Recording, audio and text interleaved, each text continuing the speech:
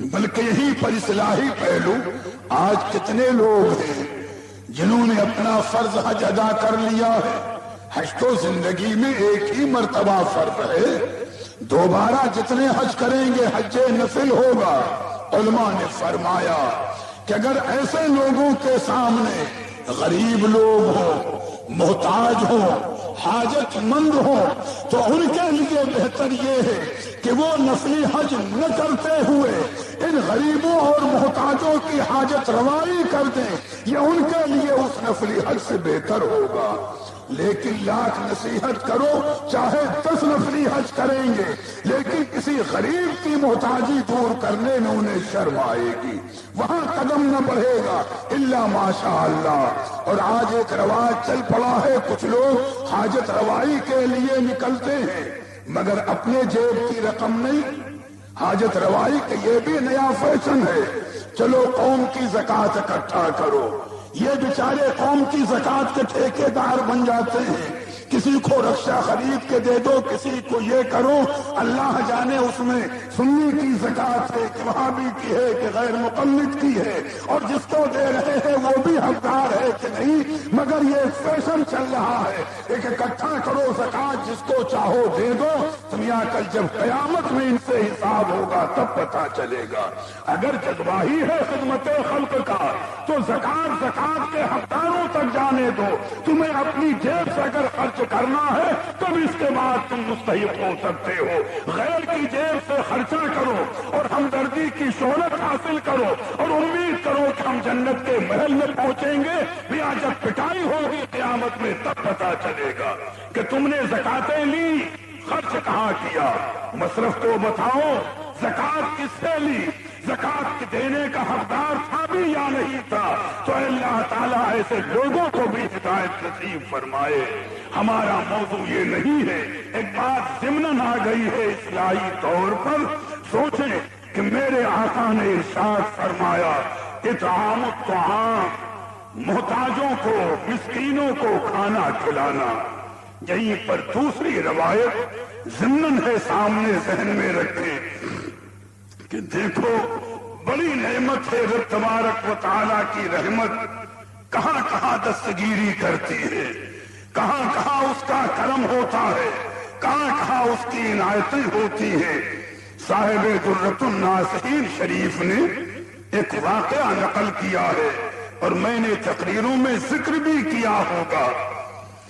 کسی علاقے کا اسی طرف کا واقعہ ہے، عرب شریف کے دیار کا، کہ قحط سالی تھی، لوگ فاقے سے پریشان تھے.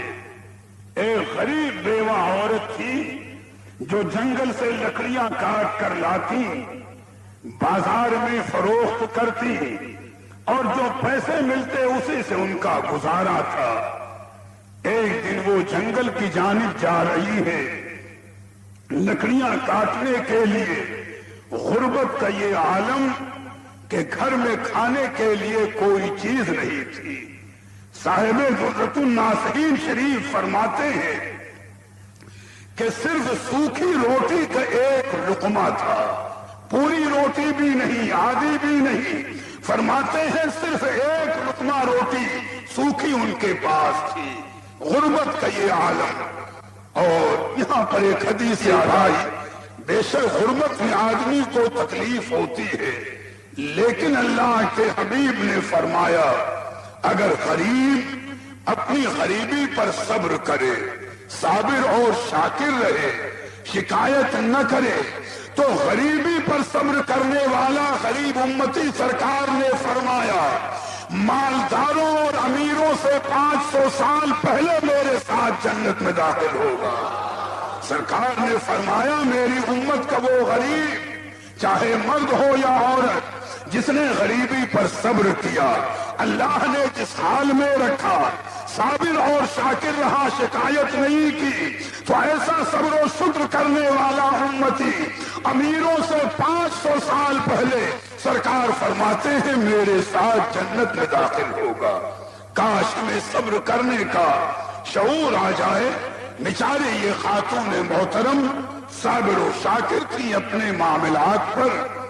ایک لقمہ روٹی تھی سوکھی، اسی کو انہوں نے لیا اور جیسے ہی منہ میں رکھا ایک غریب سائل دروازے پر آیا، ندا کی، صدا لگائی، اے اہل خانہ میں کئی وقت کا بھوکا ہوں، مجھے کچھ کھلا دو، اگر کچھ نہیں ہے تو ولو بلقمتین، چاہے سوکھی روٹی کا ایک لقمہ ہی دے دو۔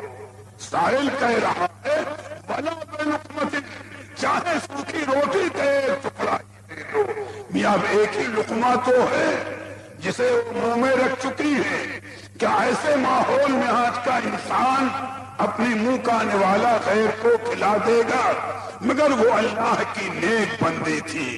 جیسے ہی سائل نے کہا کئی دن کا بھوکا ہوں، مجھے چاہے ایک لقمہ ہی روٹی سوکھی کھلا دو، جو یہ روٹی منہ میں رکھ چکی تھی نکالا، اس کو لے جا کر کے سائل کو پیش کر دیا، یہی میرے پاس ہے، اسے قبول کر لو۔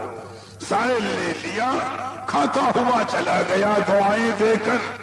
چھوٹا دودھ پیتا بچہ ان کی گود میں تھا، لے کر اسے جنگل میں پہنچی، بچے کو ایک طرف بٹھا دیا یا لٹا دیا، لکڑی کاٹنے میں مصروف ہو گئی۔